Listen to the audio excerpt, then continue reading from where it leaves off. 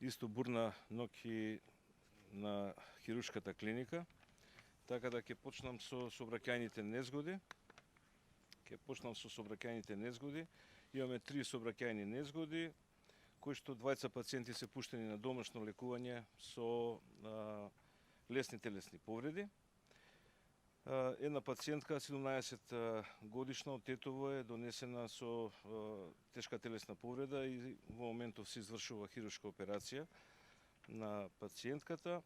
Добро е што во Скопје, во главниот град, немаме сообраќајни незгоди, најверојатно системот кој што Safe City функционира.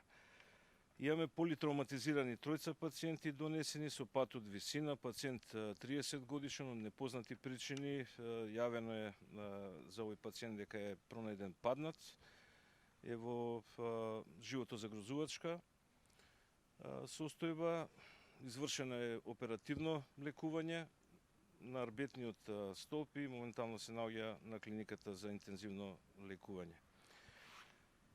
На неврохирургија е примен 16 годишен пациент од Штип, исто така при пат од висина. Дете со непознати лични податоци од 2 години е примено на интензивна нега со проектил во главата од огнестрелно оружје. Немаме податоци за случката што се случило. Исто така е во животна опасност. Имаме 8 физички напади, 6 пациенти со телесни повреди кои што се пуштени на домашно лекување. Имаме една повреда со нож во левата лумбална регија, но е површно и пуштена на домашно лекување. Имаме со огнестрелна повреда во пределот на десен лакотен зглоб од Прилеп. Во Прилеп е случката, пациентот е од Скопје и се спрема за оперативно лекување. И оно што најмногу обрнувавме внимание за пиротехничките средства, имаме 8 пациенти, од кои што двајца пациенти се примени кај нас на пластична хирургија. Имаме 2 деца од 12 и 13 години кои што се примени за оперативно лекување на детска хирургија. Во моментов мислам дека се прави додиагностика. Имаме 69 годишен прием на клиниката за травматологија, исто така од повреда на левата подлактица и левата шака од пиротехнички средства. Имаме 3 пациенти со телесни повреди од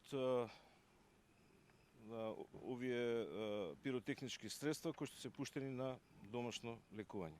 Така да доста е зголемен бројот на повредените за разлика од минатата година. Пиротехнички средства, рековте, дали има некој со трајни инвалидитет, односно оштетување на телото заради тоа? Па повредени се на двајца пациенти, шаките им се повредени, така да после оперативните лекувања ќе знаеме дали ќе бидат со инвалидитет или не. Може ли детали за тоа дете што е погодено со проектил, како е донесено, кога е донесено и останатите што... Донесено е во текот на ноќта, некаде околу 3 или 4 часот наутро. Некоја прослава било и донесено, немаме информација, мислам дека Министерството за внатрешни работи го работи случајот, така да повеќе они ќе дадат информација за тоа. Некои детали во однос на оние што биле пронајдени паднати? Во алкохолизирана состојба се, 30 годишно момче најдено, мислам дека во близина на Буњаковец,